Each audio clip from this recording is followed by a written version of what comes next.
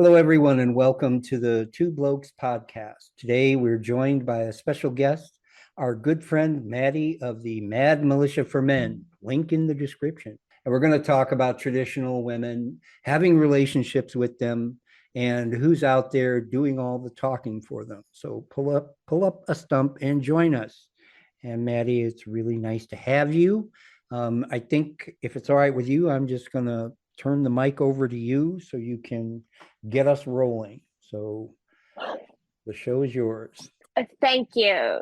Thank you, Les. Thank you for having me. I think the number one thing that number one, and I think number two, possibly multiple reasons why I want to say Hannah Pearl does not speak for all conservative women. Better yet, she doesn't speak for the mass majority of conservative women.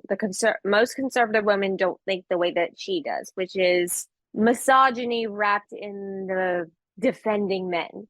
No, she doesn't speak that way. The message, because what she doesn't realize is that conservative men have to uphold the same standards that they are putting onto the woman in order to be the proper leader, to be even considered the head of the household.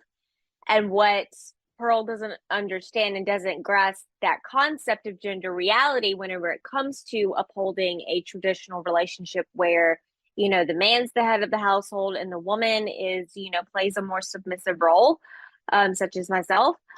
They don't she doesn't realize that men have to uphold themselves by the same standard or else they have no business running a household. That's just my opinion. And if a woman cannot follow a man's lead, then guess what? The same goes for her. Like, she has no business, being his partner, being his helpmeet. She's not helping him. She's making his life worse and not better. Because there's a verse in the Bible that says, "He who finds a wife finds a good thing." And if a woman is, abusive or, doesn't violate, doesn't follow his lead, as in respects his boundaries and respects, who he is as a person, validates his emotions, his feelings, and all of that stuff, she's not a good thing. If anything, she's a very bad thing, and that guy should not consider her to be his partner in marriage. So that's basically what I have to say, because conservative men live that life. They live by the same standards that they put on their partner. If anything, they are harsher as a result. And do I think it's fair? No. But do I think it's a way of covering their own behinds? Yeah. And I just think that Hannah Pearl does not speak for the conservative community. If anything, she's making a mockery of it and is a stain and a disgrace to the community. But that's just my opinion. Yeah, I the way you laid that out, I've kind of heard that position in not so many words before, and thankfully it's getting a little more play out there. But speaking as a kind of disinterested third party, it's you're right. Pearl's, I guess you would call it, performance, or her shtick is, I guess, going after the shortcomings and I don't know what you would call it, existential flaws in really problematic women, right? And it's one of those things where, as far as it goes, she's not always wrong. As far as she takes it, maybe some of what she says is overdue. And far be it from me to stand in the way.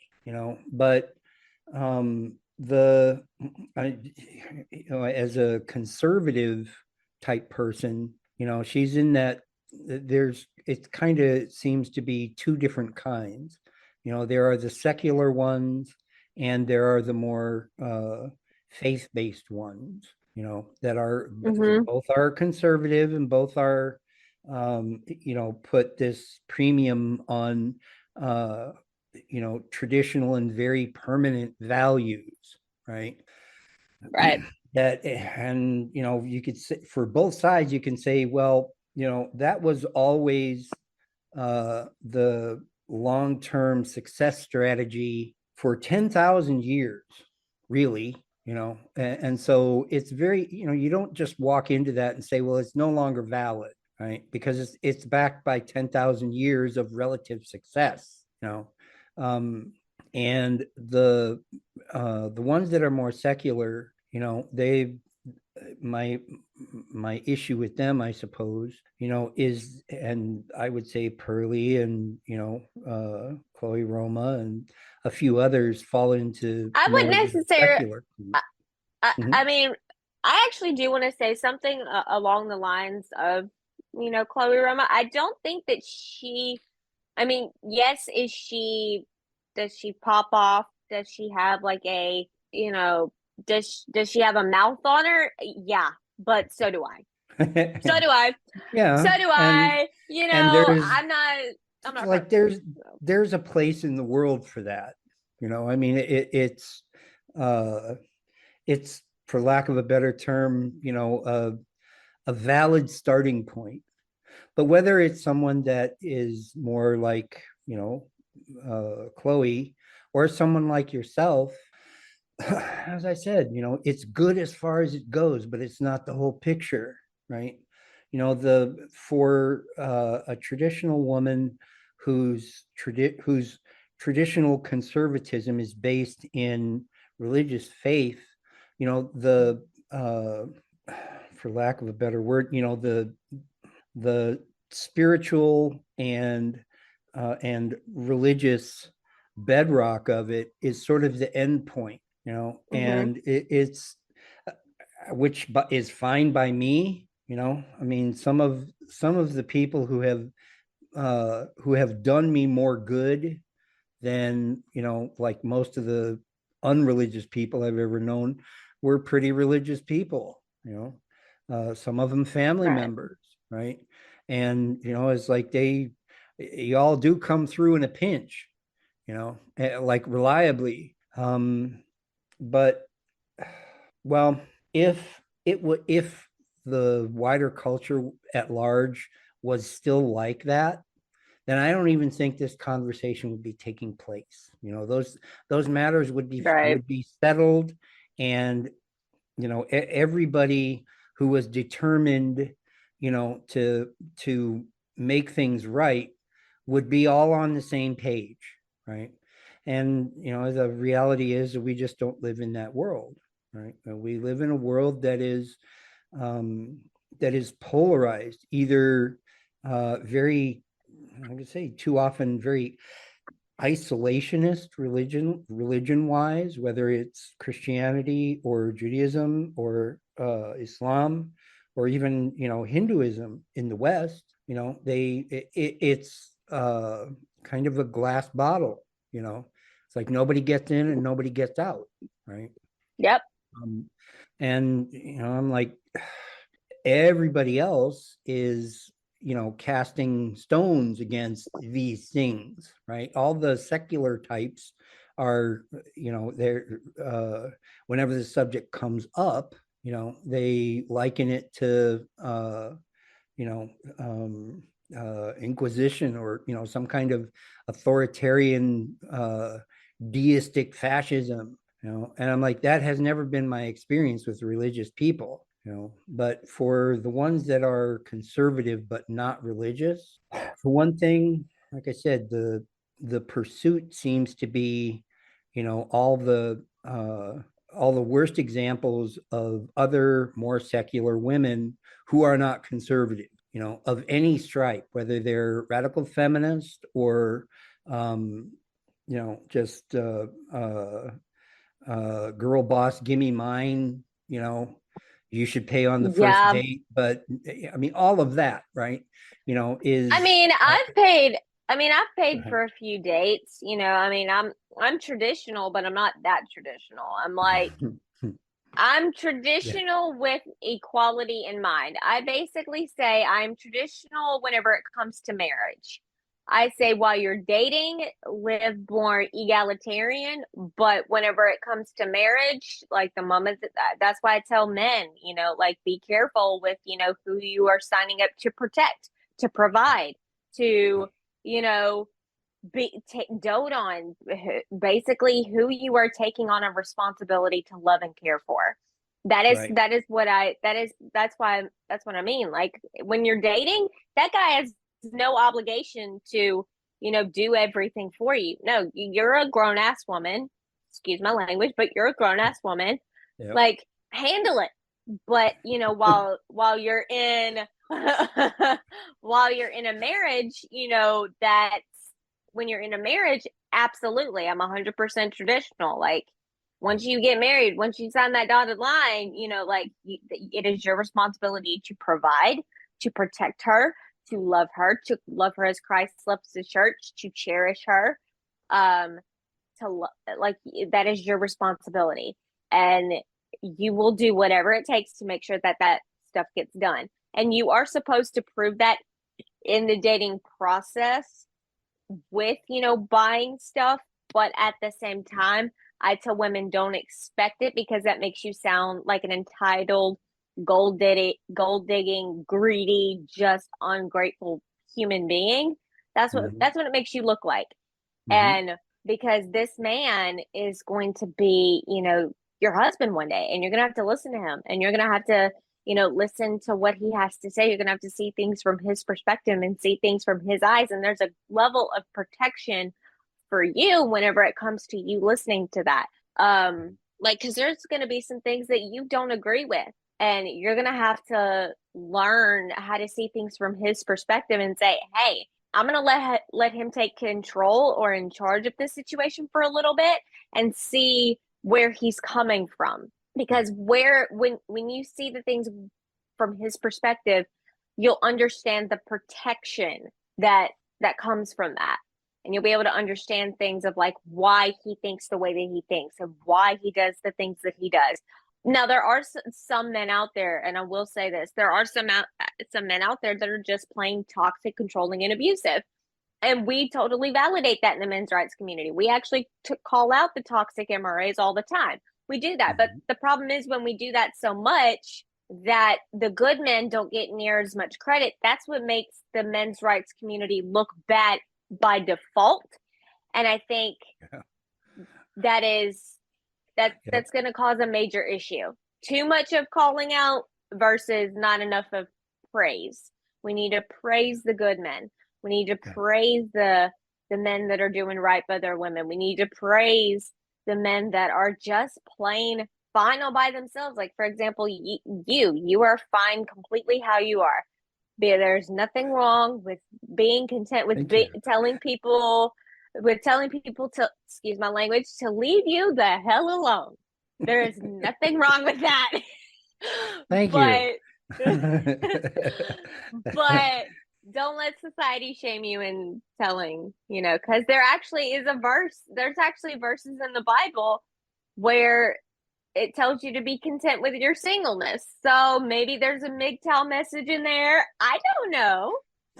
Yeah, I mean, it's when I speak with, which is very occasionally, this doesn't happen very often, but every now and again, I'll get called out by someone, of religious bent, for my singlehood, and all of that, right? And I will point out those verses in the Bible that discuss. I believe it was one of Paul's letters that talk about, the man that is single basically, is able to devote, right? His attention Mm-hmm. is not divided, right? And I've found that to be true, right? Uh, I don't call myself Christian, and I don't have a church or an organized faith, but I do believe in a creator, and I am pretty. It has been made clear to me that there are some people out there, who are not intended to be paired off and make children, right? It's the only thing about it is because it's 2023 and there's 8 billion people on Earth. The only problem is that now there's a lot of us, right? Like a Yeah. lot of us, and the other detriment, Right. is that now we have the internet, so we all talk to each other, but the hope when all this was put together was that people would talk to each other and be reasonable and come up with good ideas. And I think I don't have to point out that humanity has failed at that, right? It's just we dropped that ball. Now what we have is what we have now, and it sucks. It's getting less uh less watchable every day, right? But that doesn't stop me from being reasonable, even outside of my own personal spirituality. I can talk, it seems, with anybody about this stuff, really anybody, and at least come away, without looking like a jerk, right?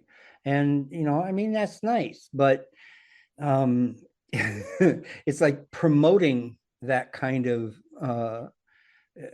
interactions with people. It's tricky because as I said in our meeting just before this one, you know what uh what I'm proposing, and what I'm putting in front of people is hard, and it's going to take sacrifice. It's going to take sacrifice from men, whether they're traditional or progressive. It's going to take sacrifice from women, whether they're traditional or progressive. And it's going to take sacrifice whether they have a faith, or whether they only have a secular code of ethics of some kind.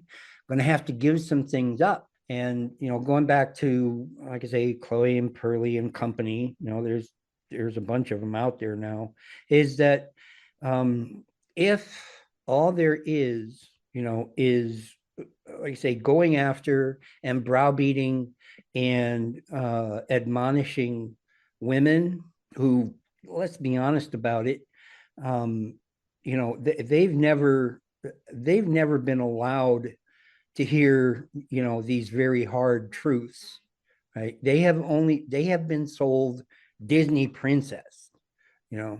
like from when they were old enough to watch TV, right? And this is what they have. They have this, and to run smack into, the reality of, dating and mating and even Right. relationships here in 2023 is nothing like that. I mean, and maybe it never was, and for them to feel, resentment and mistrust and a sense of, self pres it's like some of these women that, if you look at how they are, it's easy to say, this is a gold digger and this is an out of control woman. I look at that and I say, here's somebody, in survival mode, right? They honestly believe there is no other way, and it's because they've never been allowed to see that there was any other way, and when like you and I were talking earlier about the possibility, and the importance of, here we're being binary, but men and women Yeah. only being friends, just being like I have platonic, mostly friends. you're my Yeah. buddy. Yeah. I Like gotta all of, say, that well, here's the thing, that well is being poisoned. I'm gonna mhm. pull it over to the men's side now and call us out, because that well is being poisoned by men who claim that a man cannot be just friends with a woman, and he will do that only in the hopes that, he has a shot of betting her at some point in the future. And that when he does that, his behavior is perverted into, these days they call it simping, right? And, Hmm. I look at that and I say, for a lot of guys, maybe that's true, depending on their situation and their experiences.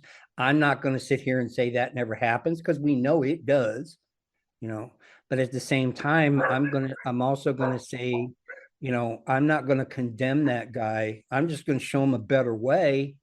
And I'm not just doing it. It's like when I do that stuff, I'm not just doing it because I want to be seen as a hell of a good guy. It's like this is necessary, right? And it is a sacrifice, right? Now, Right. And there's say for example, I had a partner, say for right. example, I had a long-term intimate partner, even if we weren't married, maybe especially if we weren't married. Okay. Now, how would, what position would she be in, if during our relationship, I told her, hey, this Saturday I'm going to be out uh, in the city, spending an hour in the arms of another woman. You see what I'm saying? Yeah, It's that would like send a red flag in my brain too. I would have been like, "What right. the hell She'd be are like, you doing?" why are you doing? No, Well, she is my friend, right? Well, what is that going to sound like in her mind? It's going to sound like, yeah, what kind of friend are we talking about here? And and why I am I think, not that friend? and I think that's I. This is just me. I think, and I'm gonna get a little. This is where I go back to my religious stuff because my faith means everything to me. But I think with the lack of self control that we have over, our bodies, I think the lack of sexual discipline in society has caused the fact that this whole men and women can't be friends dynamic in order for that to happen. I think because of the fact that we are so like loose with giving our bodies to every Mhm. Tom, Dick, and Harry that's willing to that's willing to. And I think that's why. I think that's what's caused the blurred lines of like, can I be your friend or can I just be a body, to use? Like I think that's what's caused it. I think hookup culture's to blame. I think a bunch of other things is to blame. I think that's why is because of the lack of sexual discipline that we have in society. And I think that's caused Yeah. I think that's the main culprit of the issue is because there's no boundaries, no clear true boundaries of like this is the appropriate behavior between friends and this is the appropriate behavior between romantic partners and slash husband and wife. There's no clear boundaries anymore because friends are now betting each other and random Mhm. strangers are betting each other and everything else. So that's what's causing, the boundaries to be blurred. And I think that's why, there's no clear boundaries for what's appropriate behavior for friends and what's appropriate behavior for, partners is because of the fact that everybody is just seems to be screwing each other. And now we're sitting over here like now as a society we're panicking because we're just like, wait a minute, uh I'm confused. I think that's what we're all in. We're in a conundrum of confusion with what's appropriate behavior. And I think that's what it is because I think that's the main culprit. And but the fact of the matter is, like, the Bible, tells us that whenever you're single, you're not supposed to be having sex with anybody. You're not supposed to be having sex at all. The reason why is because of the fact that God wants you so focused on your mission and your purpose that He's like, listen, buddy, or listen, chick, sex is gonna be a distraction. You need to fucking cut that out. You need to stop it. Sorry, I did not mean to use No, an F that's all right. bomb. That's all right. Don't But worry. Nobody's listening anyway. No, this is true. And well, in simple language, had the if in the past, really for quite a while, for a long past, most of their history, the organized religions, if they had not dropped the ball so badly, in terms of hypocrisy, right? Because of all of the like really historic scandals about perversion and sexual deviance within the church, within the clergies, plural, then I think people would be more likely to listen. I mean, even if they weren't religious, they would say, okay, at least that makes sense, right?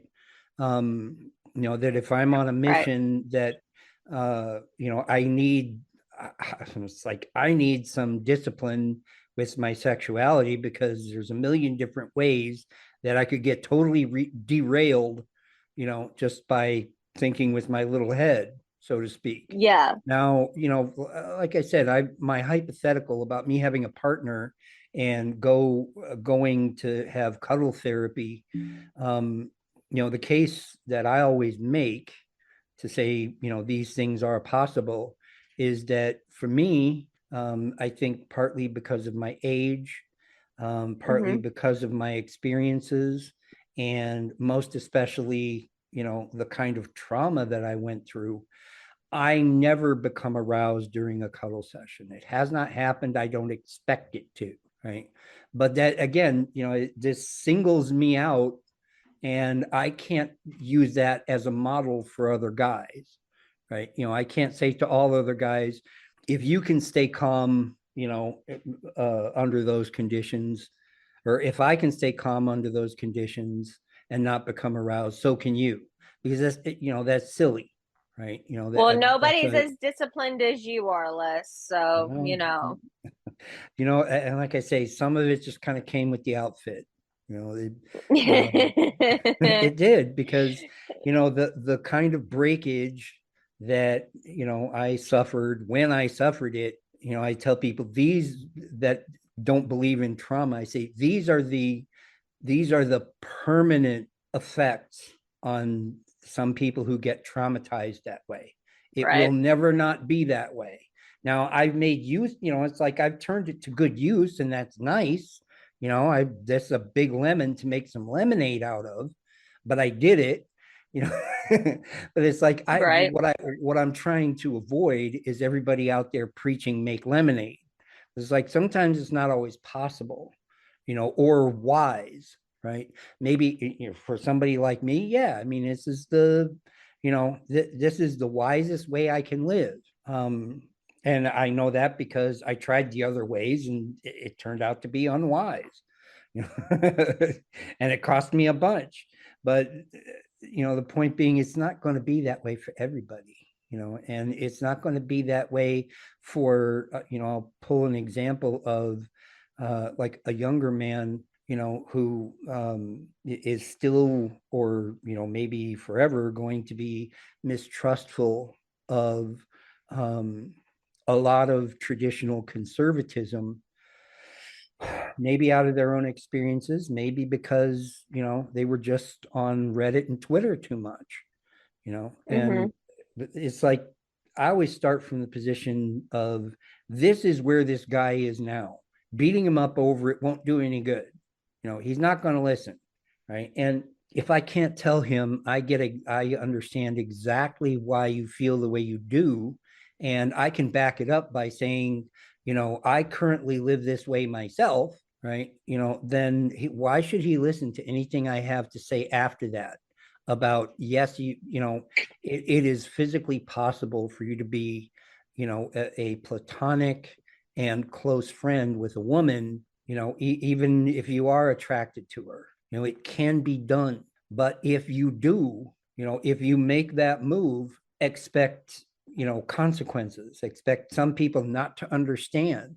And if, in addition to having this good close friend, you also find a partner, then that partner, is going to have a choice to make, right?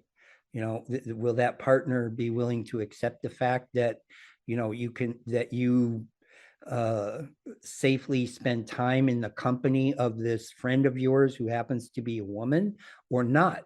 And if not, are you like, the right partner for her? It's like, and the just even the math of it just gets overwhelming right away. And like I said, my hypothetical, if I had a partner, I suppose if I had a partner, I would probably, it would be the kind of partner that I could have that kind of touch therapy with, instead of, a cuddle therapist. But the hard fact remains that I would still be friends with those people. I would still be friends with you. I would still be friends with all of my other friends that are women. It's like, now what? Right. You know, it's like, do I do I just dump all that in this poor lady's lap and say, live with it?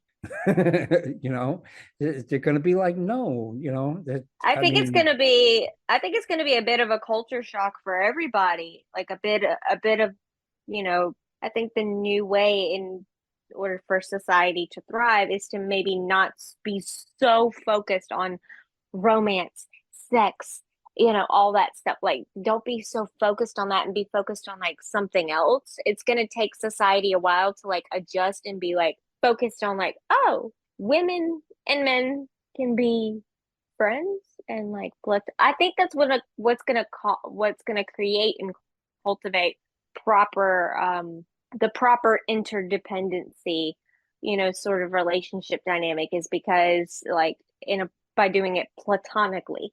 We have to start off platonic because that's where you guys are going to be on good, even footing, because that's how most relationships, most healthy ones anyway, they start off with a good, healthy, friendship. And I think society is going to have to learn how to be okay with the fact that, hey, this is what's going to happen. And this, you're going to have to learn how to be okay with it. This is now the new bedrock of society. It's no longer marriage. It's no longer friendships. It's no longer marriage. It's no longer, romance and sex and all that. It's none of that. None of that is happening. And I'm glad that that's not happening anymore. I'm really glad, because then society will have something else to focus on, and they'll need to, because honestly, yeah, that's the biblical thing to do in awestruck reality. That's really the biblical thing to do, because when you are single, for both men and for women, you're not supposed to be having sex at all. That's just not what you're supposed to do, because when you have those things, when you have sex when you are single, that can cause, God knows, he knows that it's just, when you have, too much of that around, that can cause a little bit of a ruckus in society. That can cause a little bit of a problem, right. because and then so that's why he's like, okay, married people, those are the only people that can do it, because I want he's like, he knows, because he's like, and also he thought of population control way before anybody else did. He was like, single people don't have sex because I don't want to create too many people. Married Yeah, people, create as much as you can, right? Like, right. and enjoy it, sort of Yeah. thing. But Well, the fact is, it seems like that certainly worked out, because, like I said, there's 8,000 million of us right now. I know. Yeah, yeah, nobody listens. Yeah, nobody listens. That's the problem. Nobody listens. But No, the fact is, well, here it's like, I wouldn't say nobody listens at all, like they're just deaf to it. It's more like, the more security and stability that large groups of people experience, the more likely they are to listen, or hear the things that were always so successful in the past, and revolt against it, again, from a position of security and prosperity. you know in other words, the kind of population control and social order that you're talking about, was very successful and very stable, at a time where things like, a 40-year lifespan was almost unreasonable to expect. Now it's a matter of course, right? Yeah. This is people, I'm 62 myself, I'm not sure how I made it, but I am, but I mean, point being that the rigidity, of those rules or those uh, uh, admonishments, like I said, if they're examined by somebody, who has always lived secularly and, as an unbeliever, it's got a million holes in it. It's got a Mm-hmm. million different vulnerabilities, but when I hear that, and I do, when I hear that, my response is always it basically that, even without that more ancient and more dire circumstance of life, the same principles, the same overall ideas um, afford the kind of respect and the kind of regard and consideration that you guys all say that you want so much. You know, um, it it uh, it provides a type, as you say, of provision and protection and sense of security for women that, I mean, let's all be honest about it. Without it, they can be vulnerable, and their Mm-hmm. vulnerability, if they have to live with it long enough, like I said, it generates resentment and fear and mistrust and um, bitterness. And it's like, it doesn't matter whether you're a Bible believer, or a Quran believer, or a Torah believer or not. Large groups of adult women being mistrustful, resentful, fearful, and bitter toward men is never a good thing. I mean, like I said, regardless of Right. what your underlying philosophy and all that is, this don't work. It's impractical, right? It's a poor plan, to just renounce all of the things that provided um, that regard and that place for women, in the community, in the culture, in the society, whatever. I mean, a lot of the details have already changed, and those changes are, indefinite. In other words, they're going to be there into the foreseeable future, right? And that was something that everybody signed up for. So saying you don't like it now, it's too late. The money's already been spent, right?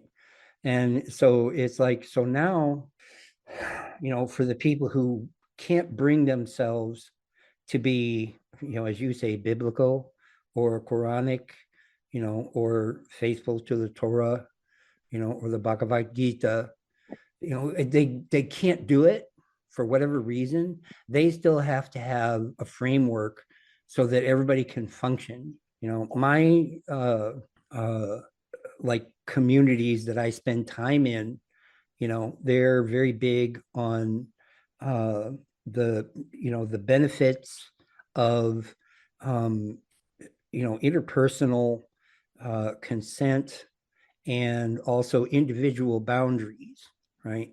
And I can very easily make the case where that that can be done on a large scale, right?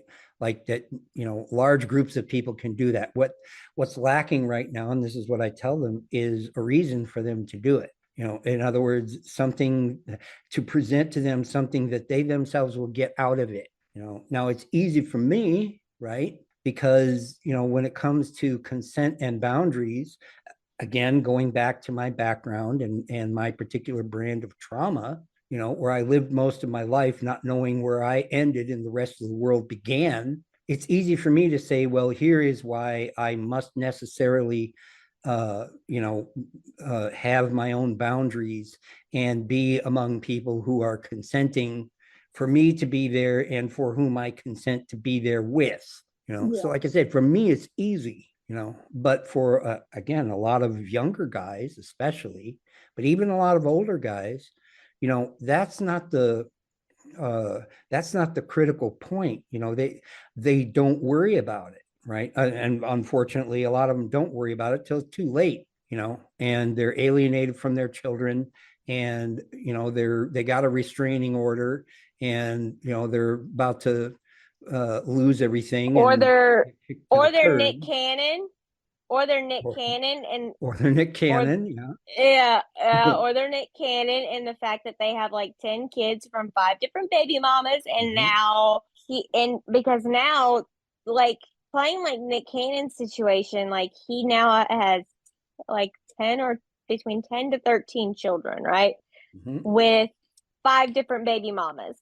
That's Yeah, a lot. it I'm is. sorry, but You that's a know, lot. But the societal expectation for men is, oh, the only thing that you're supposed to be providing is a bunch of money for both like the woman and for right, the kids and all that right, stuff. right. You don't even And have none of like you that. don't even have yeah, like you don't even need to be there emotionally, physically, like mentally, like spiritually. You don't no. No, Right, because biblically in my book that doesn't make any sense, because the right, father is supposed to be the head of the household, which means you're supposed to right, be the spiritual leader of the home, which means right, you are also supposed to be there emotionally. You're supposed to right. provide emotional security for your children, but Yeah, like all of that stuff. yeah, So yeah. I biblically mean that doesn't make any sense. that uh, that circumstance for men, regardless of how they see themselves or how they present themselves, it's not biblical. It's not Quranic. It goes against the Torah. In other words, all of the ancient texts say men don't do this. Don't be this guy, right?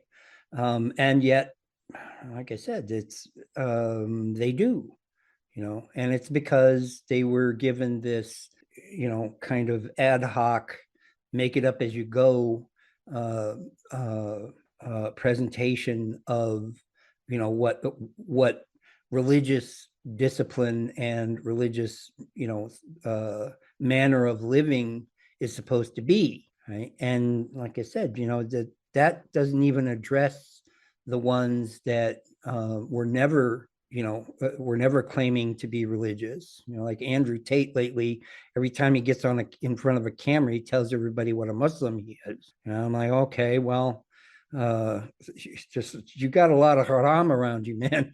you know, just because of how you've been doing what you've been doing. And so, from my perspective, better to, or at least reasonable to approach people, to let them know, look, if the ancient texts are too much for you, at least for now, start here. Okay. Start with seeing yourself as a whole human being, that has a right to, like, exist in the world, and have your own boundaries and preferences, and be honest about your own limitations, and insist that you insist that you only have to surround yourself with people who can live with that. Like I have more people in my life right now that I am really close to, and I really love dearly, and am very fond of, than ever before in my life. Right now, I tell people, it's the only thing I don't do is sleep with any of them. And it's like that. At my stage of the game, that's not a big deal. But I'm like, in addition to that, All the men in the I world are don't. like, oh, what? I You don't know. sleep with them? What? But I'm like, in Like, who addition are to you? that, the other thing I don't do is insist that they put up with me 24/7, and like I say, that was one of the many things that I missed in my marriage, was that I just walked around assuming, that I could be, like gotten along with and be comfortable with indefinitely all the time, like even before I take a shower in the morning, that I'm still just like a precious package of some kind. I'm not, right? I'm really not. Um, but for those, who can live that way, it's still, like I said, this is 2023, and people who are still convinced that those kind of platonic relationships can't happen, that their pool of people that uh, can tolerate them long term is beginning to shrink. It's just there's not that many of them. They're there, right? And they tend to hang out, but they don't treat each other very well, because they don't believe in boundaries and consent, and they don't believe in spiritual leadership, right? And they don't believe in uh, the complementary relationship in an intimate partnership. They don't believe it. It's like that. It ain't real. That it's all hogwash, right? And that we're just, hairless apes that are bound to the drives of our, you know, genitals. And I'm like, if this is the best we can do, then we might as well just shut off the lights and go home, because that's not going to work for that much longer. Right. And, like I said, whether it's in the texts, you know, or, God forbid, in the social science, or in the, the connection communities, which is kind of my thing. We all have limits. The churches have limits on their credibility. Certainly, the social, like sociology and all uh, the quote researchers, they've like lost all credibility. Nobody believes what they say anymore. What our previous meeting, I brought up Richard Reeves. He made like a good solid case for a critical a series of critical shortcomings in how we treat men and boys in the West, right? But the fact of the matter is that because of who he is and what he has been doing ever since they hired him over at Brookings out of Oxford. I mean, he's been a feminist researcher the whole time, and because of that, it's hard for him, to make himself credible, believable to folks like us. I mean, I look at the work he's done, and it kind of matches, the information that pertains to my personal life. He's like, yeah, that's right. You know, um, but the problem, Richard, is that you come at it from the perspective of somebody whose whole life is just looking at numbers related to people, right? And another good example, somebody that I got a like a bit of a soft spot in my heart for, I suppose, is Brene Brown. Because she is while Richard is the more the quantitative researcher, the numbers guy, Brene is the qualitative researcher, the people person, right? And it's like the way she approaches it, I mean, for one thing, she approached looking at men's issues mostly or a lot because she got really, slapped down by a guy who pointed out that, up until the moment when she met him, she very clearly professionally didn't care about men. The guy said, have you ever, have you ever researched men and boys? And she's like, I don't do that. And the guy was like, well, isn't that convenient? Which he was right to say that. But in other words, that made her motive, like, out of fear that she was like ignoring something that she shouldn't. I think by and large, she's played it off pretty well. But the fact of the matter is that she comes at it as someone, who's it's like uh too often she kind of looks at us men, like we're exotic wildlife, that there's just something really alien and surprising about how we are, and I'm like, maybe we maybe we are exotic wildlife, but we don't mean to be. We're just trying to get through our life, and not be miserable. But anyway, tall lady, I see that you've joined us, and I think I'm going to shut up for a minute and let you two talk. So you two have the floor. Hello. Uh, Lady. I'm not militia, but yeah, I've been hearing in for the last couple minutes. Sorry on the tardiness. Yeah, I mean, I guess I just really have to agree with all of that. I've never really understood this whole thing with not being able to have guy friends and people who create those kind of stereotypes saying men and women can't be friends. If anything, men and women being friends is some of the healthiest relationships you'll ever see. Because to be honest, the sisterhood can be quite toxic, and getting the opposite gender's perspective is always like refreshing, and it's sort of like a wake up call. And just coming with male friends, they also can sometimes help you see a perspective you couldn't see before, and they're usually very supportive.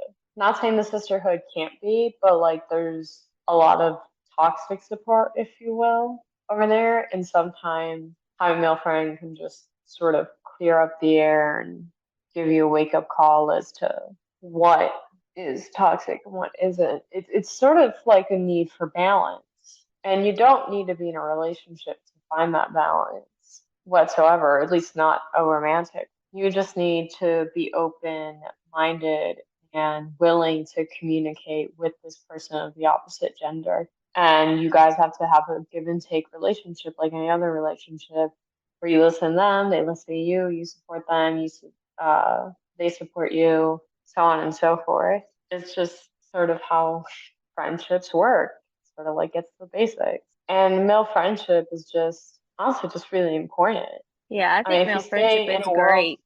yeah, if you stay in a world of just one gender, you're gonna only see that way. You're only going to live that way. And you're And only gonna people, sorry. and honestly, you're going to absorb like the I say like you need both. And I know that a bunch of a bunch of manospheres say like talk about energies or like dark, like there's like dark and light feminine energy, but I think there's a tiny bit of kernel of truth in some of this stuff, like a broken watch, like a broken watch is kind of right twice a day sort of thing. But there's like dark feminine energy and light feminine energy. I think that if you stay with just being friends with girls for so long, that you'll start to absorb some of the bad feminine behaviors as well. And I think because there's bad feminine behavior, there's bad masculine behavior,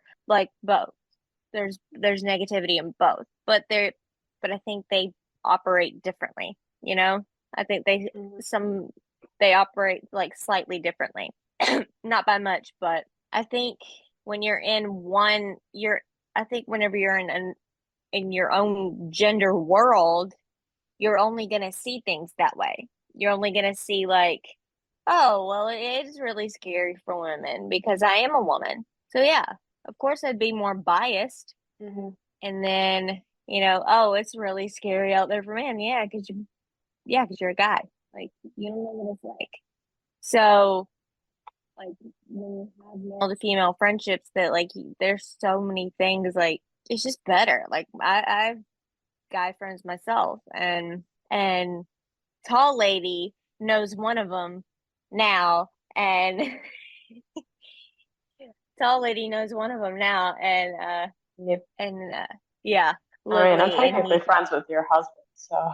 yeah, and like tall lady and my husband are friends. I'm friends with Louis B, Mm-hmm. and I have so many other guy friends, and yeah, I think you need to have both a healthy mix of guy friends and friends of the girls to have a Yeah. good, yeah.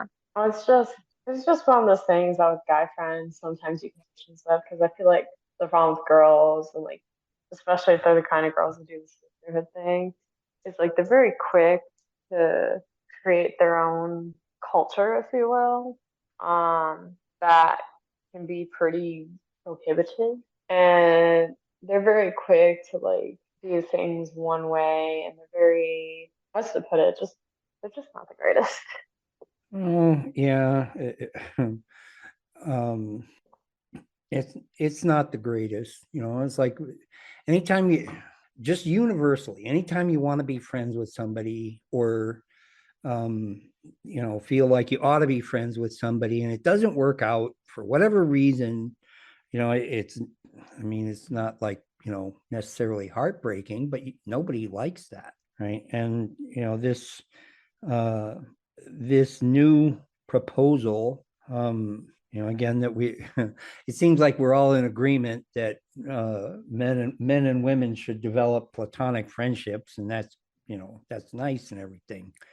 But when it comes to that, you have to go in expecting that it might not work, that it might be a mismatch one way or another, and that you still, like I said, you still have to, like honestly and humbly protect yourself from being hurt. Maddie and I were talking before about, the kind of men that they'll encourage or pursue, friendship relationships with women, because somewhere inside them they honestly do believe that it will lead somewhere further, and really what that is uh, like I said, that's failing to have a boundary. That this guy have failing to have a boundary, and failing to to uh, make it clear, that he's consenting to this friendship in the hopes that it will go further than that. We used to just call that being honest, right?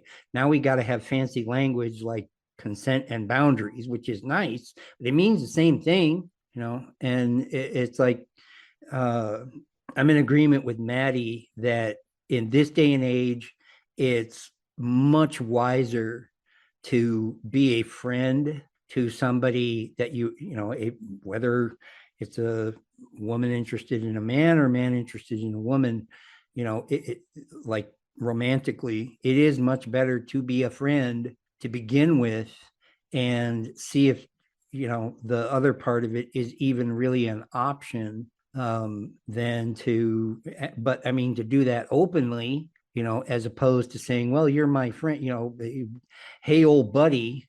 But, in the back of one's head, it's like, what I really want from you is sex, or what I really want from you, is a ring on it. Right. Like I said, it is dishonest. It's also foolish, and that's one thing. That's a real uphill battle convincing some young men of that it's foolish not to make that clear, because the best you can hope for, right, is, like I said, a lifetime looking over your shoulder, and that's the best possible outcome. Everything else, after that is horrible, right? Rejection, isolation, humiliation, being ostracized in your community or your friend group, whatever the case, and in extreme cases, legal consequences, right? And it's like, these are all parts of uh trying to have relationships nowadays, and correspondingly, for women, not being honest about either A, wanting a friendship that leads to something more, or B, wanting a friendship only and saying so out loud, like I said, best possible outcome, like everything goes according to plan, You have to live with the idea for the rest of your life, that you may have trapped a guy into something that he didn't really start out wanting, and everything that I'm saying here, I'm saying out of personal experience, that I was that guy, and I had relationships with those women. And like I said, now I am alone, you know, and I intend to stay that way, right? Because now I find that I can. But if those things, if I had handled it differently and they had handled it differently, I wouldn't have to say that, and I wouldn't have to say in some of these other communities, to the people who say, who try to encourage me to get back on the horse or at least consider the idea. I have to say to them, you are absolutely right. I would be more whole and I would be more healed and I would be more secure, in my emotions if I wasn't by myself, right?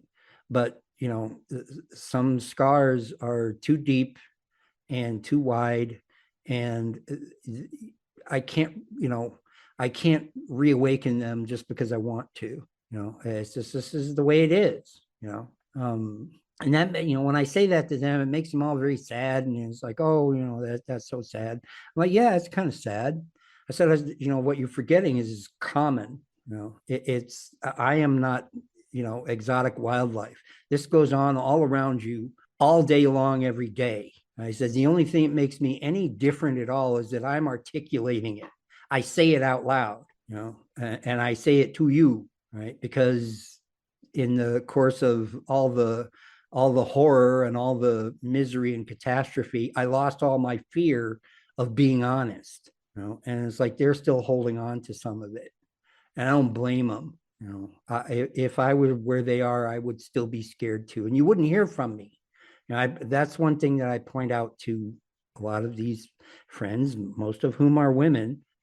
I say, look, I wouldn't be telling you any of this, any of it, right? If I hadn't have been torn to pieces over and over and over again, even in the hands of people who meant well, I was like, this is, this happens all the time, every day. Most of the guys, at least guys that go through all this stuff, they're dead now. Their problems are over.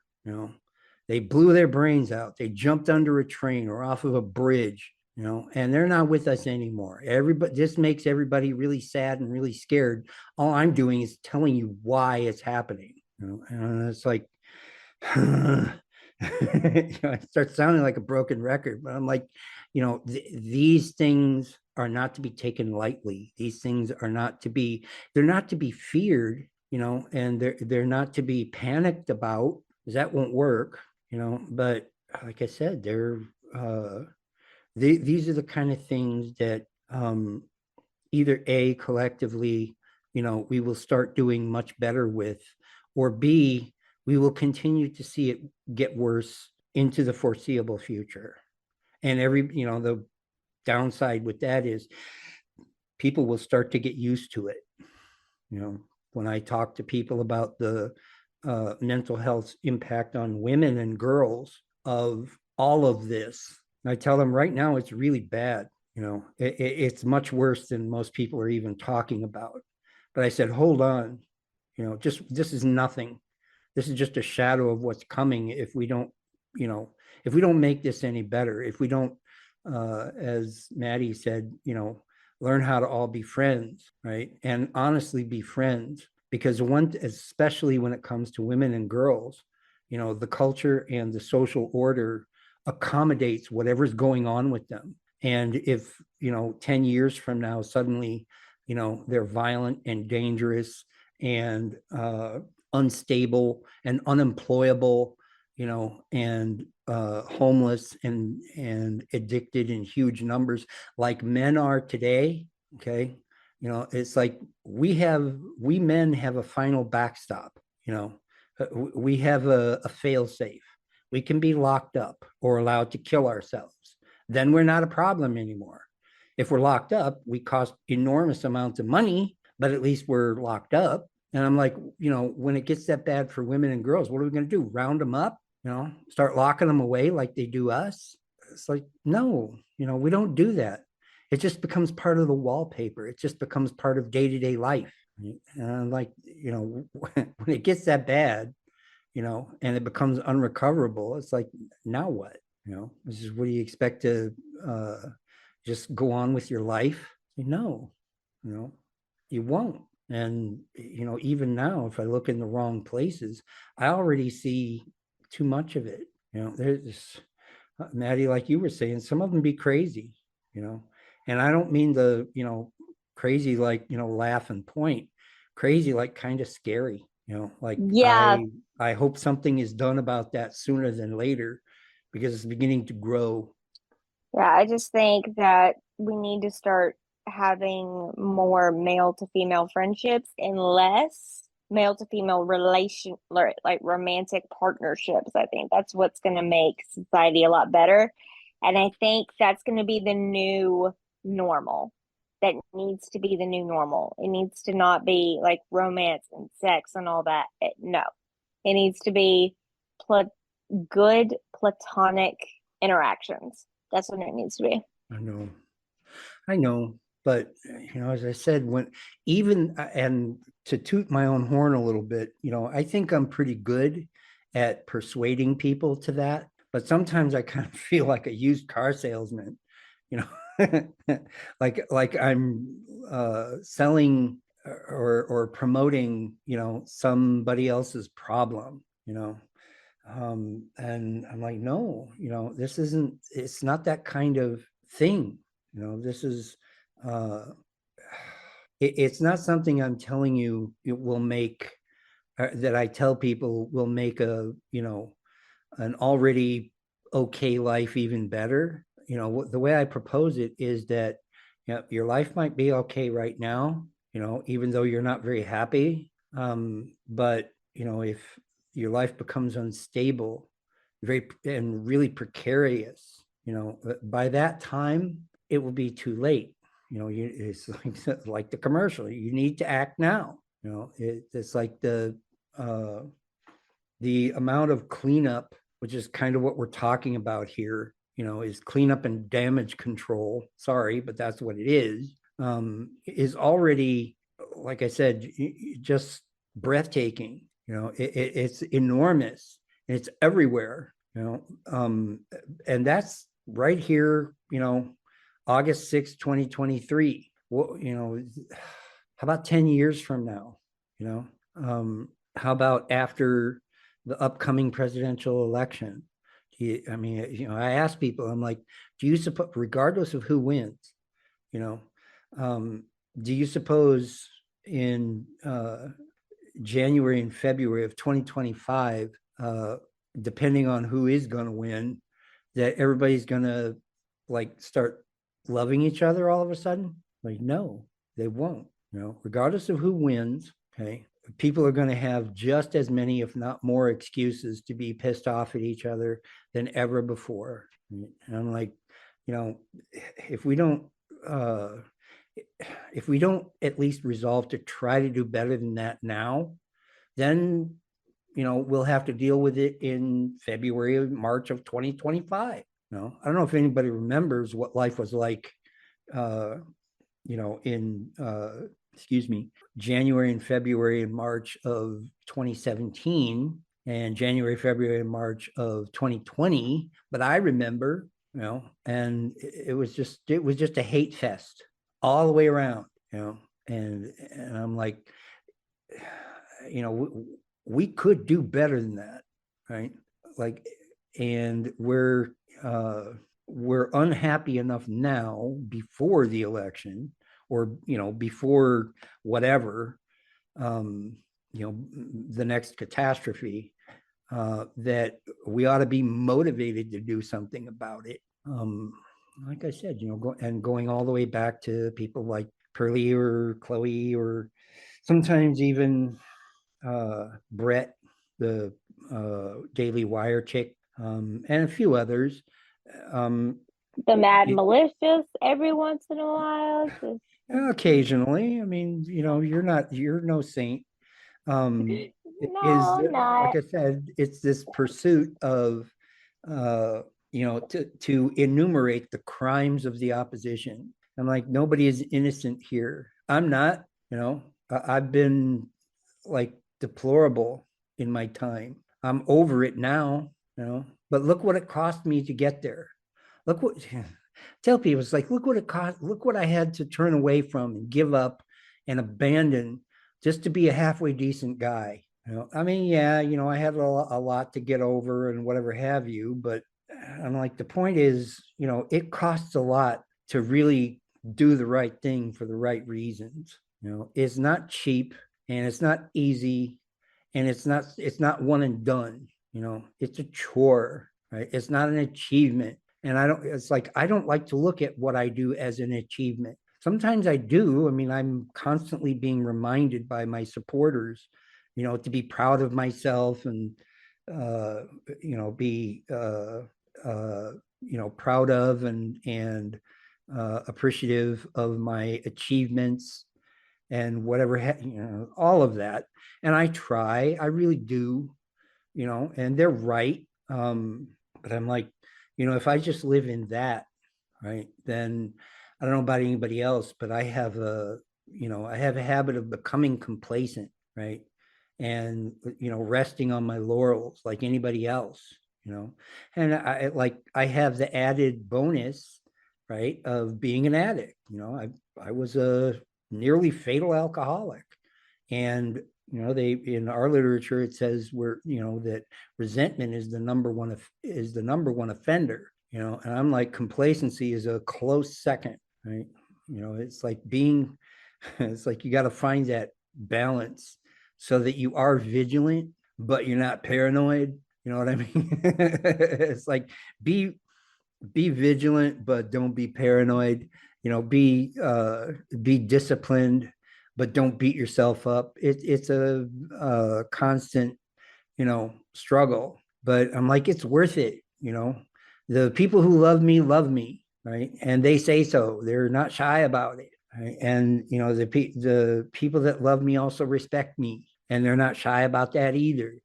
And when I hear that, not only do I say I can call that an achievement, but I also say I can call it responsibility. It's something that I can do something with. The thing is, I don't have to.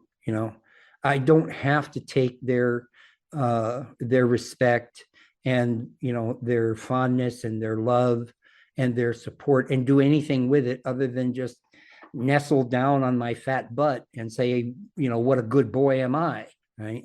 But if I do, the only thing that makes, things I've been through valuable is that I know what happens when I do. I know what my life becomes when I get like that, right? And it's awful, and hopeless and fearful and depressing, and most of all, very humiliating.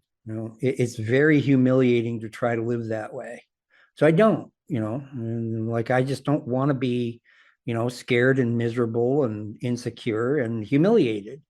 So I don't do that, right? I don't rest on Yeah, my and I think laurels. that's what's going to cause.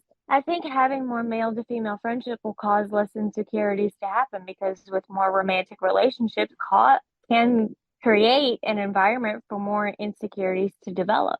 Oh, yeah. I mean, right, excuse me, right on the surface of it, Yeah. there's, people's, like you were talking about, just jealous response to, it's a jealousy response to something that the three of us are sitting here, kind of trying to promote. And it's like, we have to say that up front.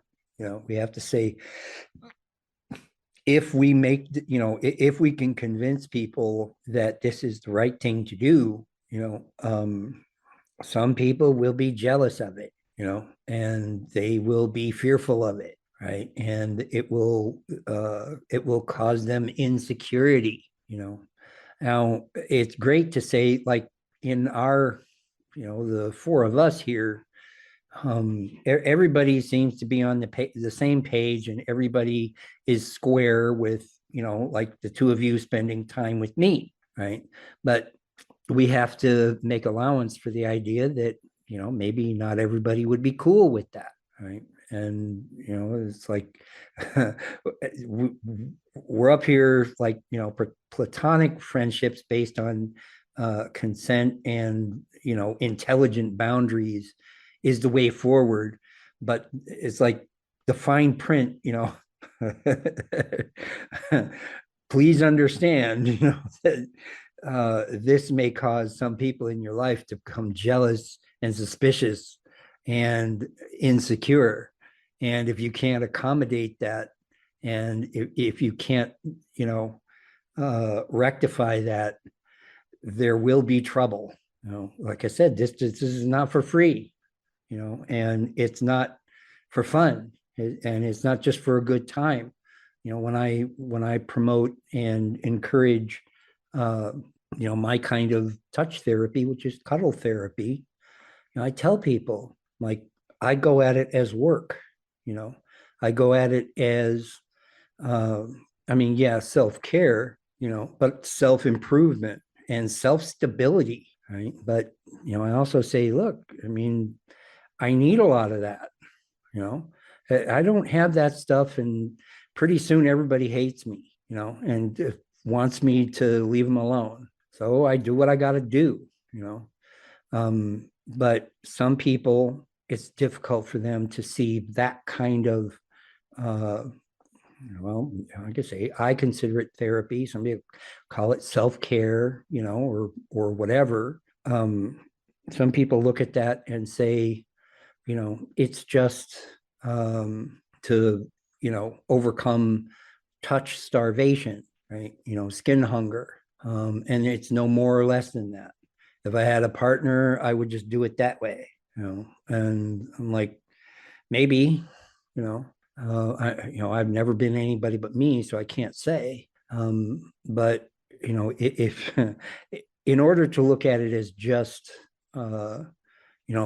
platonic touch to resolve skin hunger, then you really want to make sure that the whole rest of your backyard is completely clean. That everything else about you is like a-okay. And if you have any reason to even suspect that that's not the case, time to sit down and have a real hard conversation with whomever you're having platonic relationships with. Like I said, is I don't offer an easy can't miss deal solution.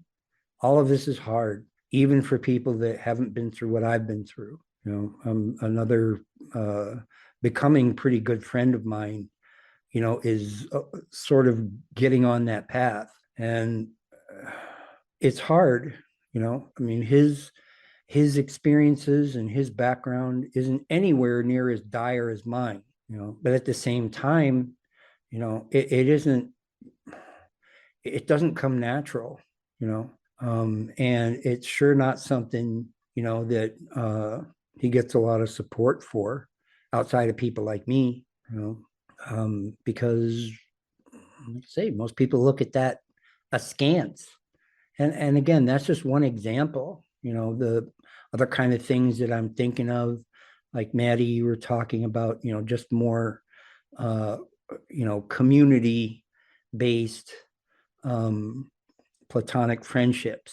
And same thing, same problem. It's like, if you don't go into it knowing that, you might be bringing a lot of baggage with you, well, I think we'll all be bringing a lot of baggage into this new concept of like, oh, male, female, just friends, nothing more. Let's just all behave ourselves and not do anything stupid. Sort of thing. Like, I think we'll all come into it with a lot of baggage. I'll come into it with a lot of baggage. You'll come into it with a lot of baggage. Tall lady will come into it with a lot of baggage. Like, we'll be like, okay. So yeah. what we gonna do? What we gonna do with this new concept? Well, like I said, I have found a framework that works well for me, and I've always been willing to share it and it is based on, the kind of boundaries and consent rhetoric and philosophy, that you hear so much about, that looks so woke, and just so alien. But I'm like, well, okay, but it works for me, and it also ironically fits into and has helped me develop my spiritual life, and my connection to my creator, right? But it's my own, and one of the like a lot of weird things happened last time on my last drunk, when I tried to drink myself to death. And one of them was that, the creator that made itself known to me at that time pointed out to me that, I was going to be allowed to keep going with free will to go ahead and kill myself, if that was what I was bound to do, but I wouldn't have to.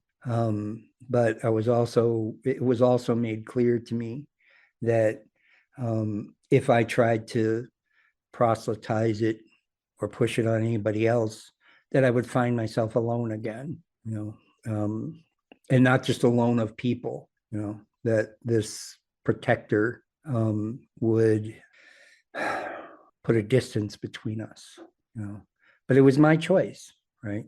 So I either choose to, believe and be faithful, right? But know when to keep my mouth shut, right? Or not, or to, start screaming it from the rooftops and telling everybody I've found the way, But if I scream from the rooftops telling everybody I've found the way, I would find myself right back where I was that night, And I'm like, well, I don't want that. So I'll just go ahead and keep, I'll have what I have and keep my mouth shut, But at the same time, I can still talk to people about, like, when I talk about boundaries, um, all it is a list of things, that that I'm unable to accommodate, and it's easy for me because I can always make the case. Look, I'm a sick pup, I'm not that well. And so, I can't just tolerate any old thing. If I'm being abused, if I'm being sidelined, if I'm being disrespected, if I'm being um like cruelly rejected for no reason, then it's like I can't have a relationship with that kind of person. That's just the way it is. Some people thrive on it. I don't know, but they do. And like those are my boundaries. And another boundary I have is, just because I'm connected to somebody, regardless of, of their chromosomes, just because I'm connected to them doesn't mean I won't, I'm interested in being with them romantically. And it doesn't mean I want to move in, and it doesn't mean I want to give myself to them that way. Right? Those are my boundaries. It's not But like there's that. honestly, because what a lot of people don't know is that, like, when you give, like, giving yourself away romantically and is a lot. It's just, it's very, sometimes it can be a bit much for some people. But Like, too many people look at it like no more than a handshake. yeah, like, and I just, like, for me, I waited. I saved myself because I was just like, that's just too much. Like, I don't get it. Like, like children come out of this, like, A lot of things like, come out of this. yeah, a lot of things come out of it. I don't. Nope, too much, too much. I'm waiting until I get married. Nope, can't do it. Yeah. Yeah. And, again, in fairness, to like, some people just come that way, and you happen to be one of them, right? I mean, that's just the results of your background and, the circumstances of your birth and just kind of how you are, and, like I said, the ones that struggle are the ones that don't really have that. They don't have that background, and they don't have, that innate, more instinctual um, uh, circumspection, they're not that way, right? And right now the whole world encourages them to be how they are and discourages you from being how you are.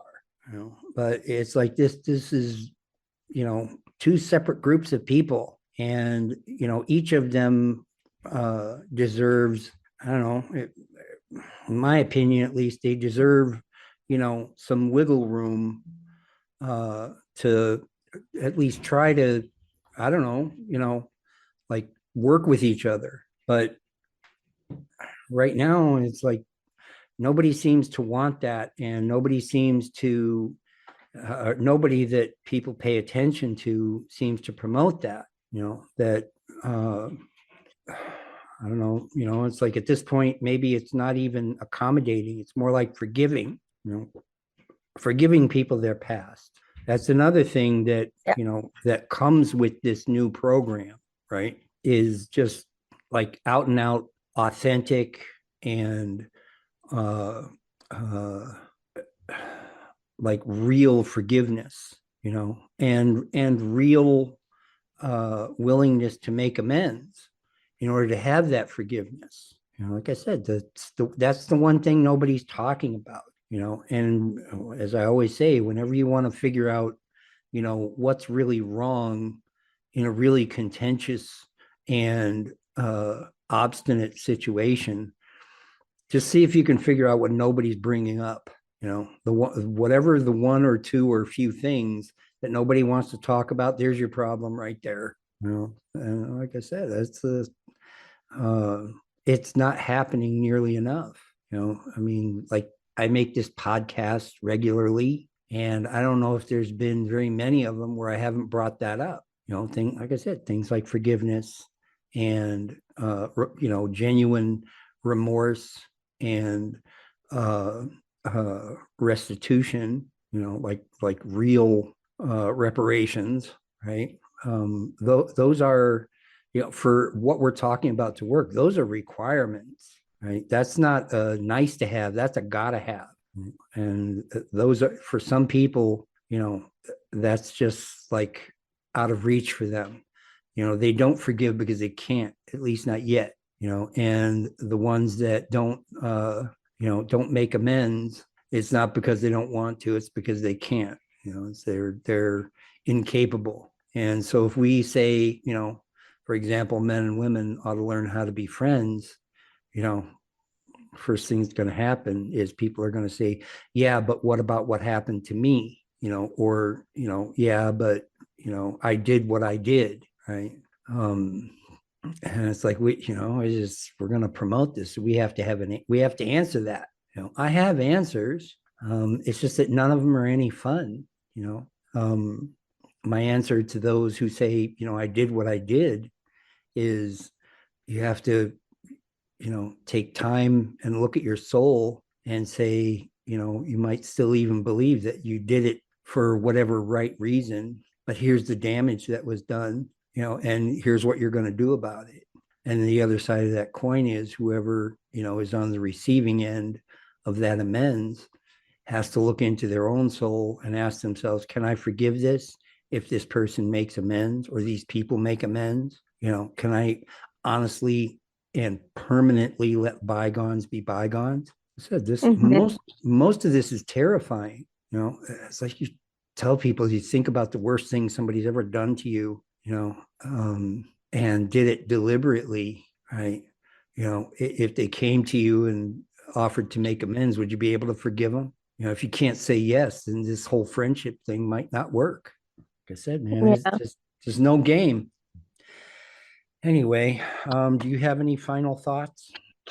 Yeah, I think that having male to female friendships may be the answer to this gender war ending. Just being like, hey, we may not be able to be, because so that way it doesn't create any obligations for either gender to provide, protect, any of that stuff. Because whenever you are in a romantic setting and whenever you are in a romantic relationship, there's more of a pressure on the male to protect and provide and do all that stuff, versus whenever they're just friends, there's not as much. Like, they're basically, both of them are forced to just get along, but at the same time don't expect anything to come out of it. Like, women, they want protection, provision, and like all that stuff. Men, they want, sex, that someone that can cook and clean and all that stuff. No, maybe y'all just being friends may end that conundrum for you. Yeah. Yeah, it's a worthy goal, to promote being friends first, and like to point out that it's going to require some women to re-examine what they want out of whatever comes next, and for men, especially young men, to re-examine whatever they expect to come next, right? But honestly, I think, if it was only women wanting, protection, and we'll just call it a sense of security, Yeah. and if men only wanted sex, and cooking and cleaning, it might not be that, it would probably not be that, be as contentious as it is. Yeah. Like I said, it's, to start there, right? And say, well, I, as a guy, can at least learn, how to cook and clean well enough that, we can eat and Yeah. live in our living space. Yeah. But that the rest of it, And then a um, woman would be like, hey, I could learn how to create some security within myself yeah, enough to the point where you feel like I don't have to always be protecting you, right, or you're not so right, dependent on me. right. And to look at, people always say, well, you should have honest conversations about it. Well, okay, most people have no idea how to do that, and like even something as simple as, uh, a man, telling friend X that, they're talking about going to the next level, talking about, you know, I would like to be everything you want me to be. But, this whole security thing, whether it's emotional security or physical security or, financial security, whatever, that we don't live in the world of our ancestors. So, I don't have that available, the same way the ancient patriarchs did. Everybody's really happy with those guys way back in the day, but, a 40-year-old person was considered a revered, village elder back then. So, it's like we don't live that way no more, So, it's like, can you, woman X, be secure with me, say, even when I'm being vulnerable, when I fail, like, can you still be down with me when I am weak, and not enough, and struggling? Because right now, it's easy to point out that men are struggling. It's like, do you want to be with one of them that is struggling? Right? And it's like, if you can't look me in the face and say, yeah, I'm ready to go, this might not work, and to flip the coin over, for her to say to him, uh, And you know, also, what would help out biblical communities as well, and this would help out a lot more. And a lot of the times we struggle in the biblical community to define, like, we basically struggle because we always think that, oh, a man and a woman are gonna, bang each other senseless. Like, because we have no faith in our brothers and sisters in Christ. But that's a whole nother subject for a whole nother day. But yeah, just the outside the biblical community, it ain't no better. yeah. Yeah, and at this point we're trying to stay pure, so that way we don't pay the price, but just going to hell. Y'all are trying to stay friend. Y'all are trying to, stay friends just so that way your life isn't a living hell. So we're both preventing hell at this point. So Pretty much.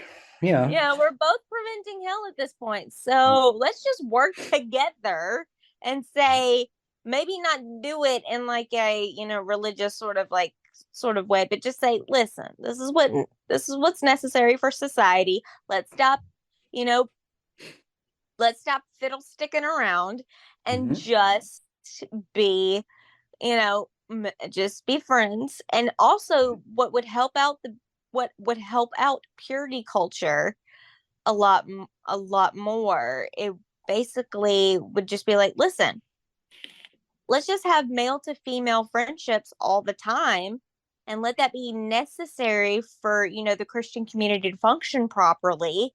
But at the same time, let's encourage the secular world to do this as well. I think it's going to have to come from the church first, because we definitely, as society, like secular society, has been permeated by, whether they want to admit it or not, they've been permeated by religious values.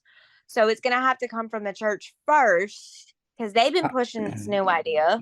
I think so. I mean, like, for example, the secular community would be very unwise to look to, academia to come up with a workable framework like that. Like the research and academic communities, they don't do that, and they don't care, right? The churches, the theologies, like as you say, it's only a matter of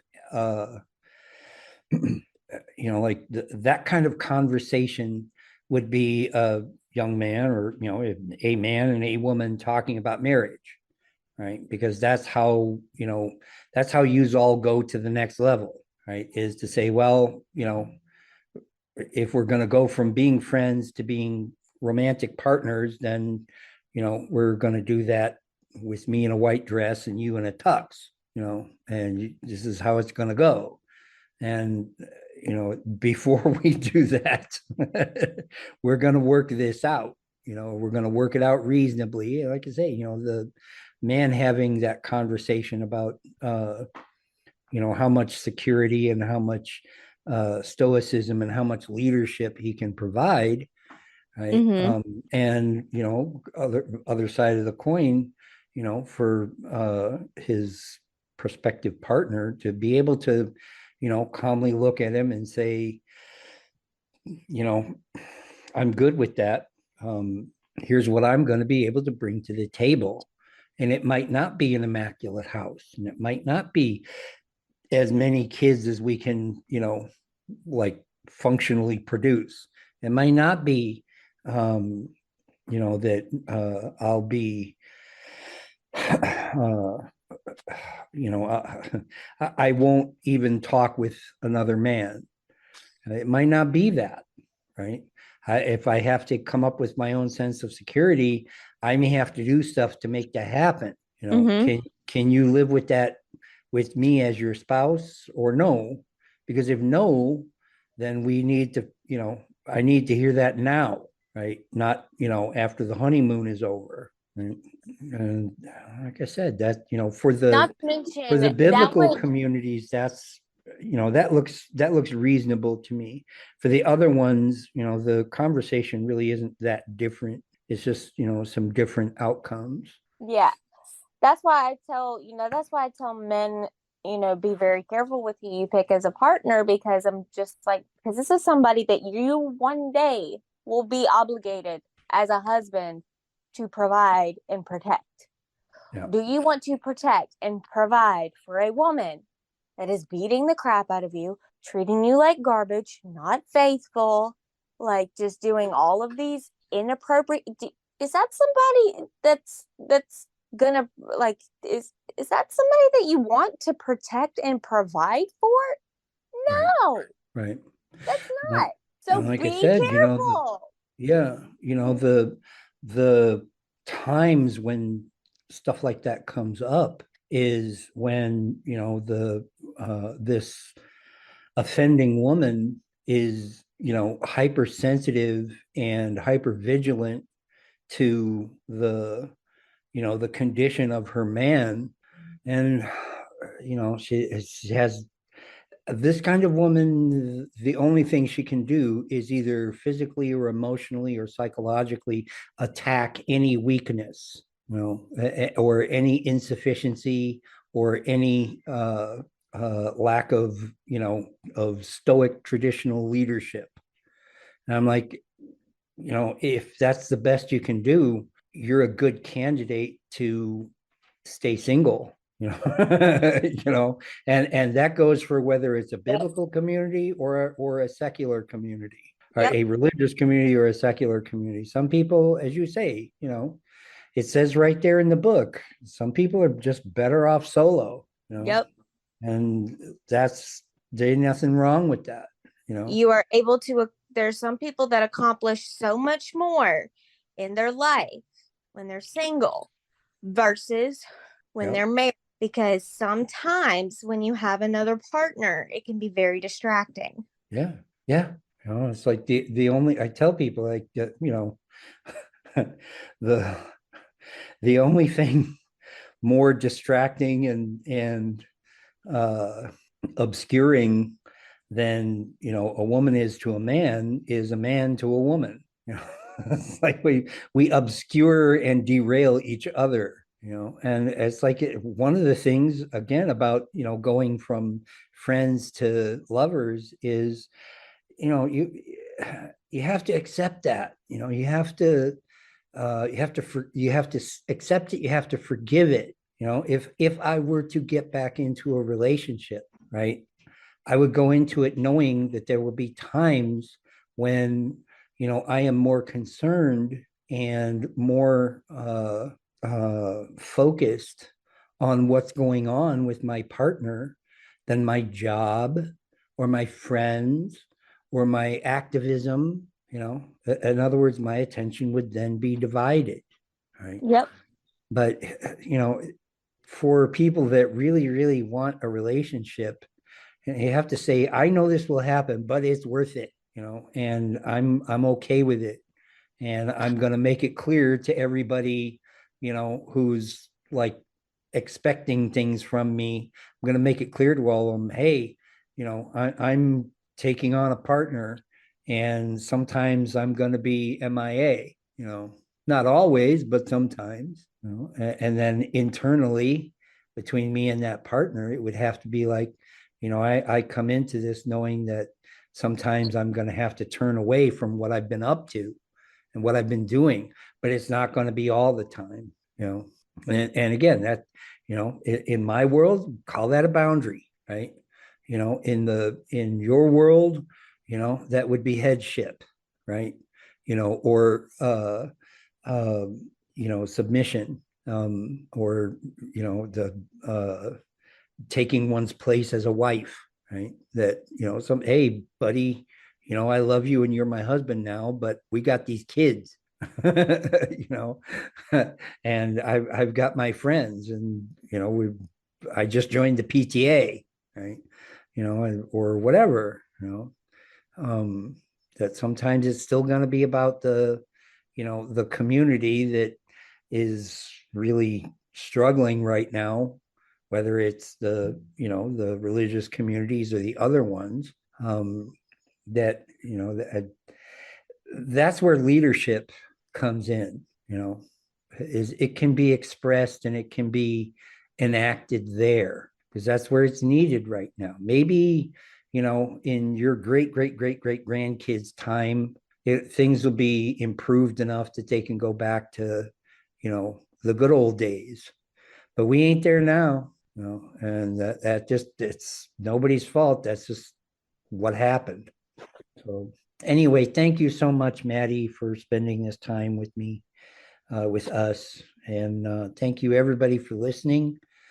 Please leave us a like and a comment. Look for Maddie's YouTube channel in the description. If you click on it, it'll take you right there. She's great. And We will see you all next time. Thank you very much. Thank you. All right.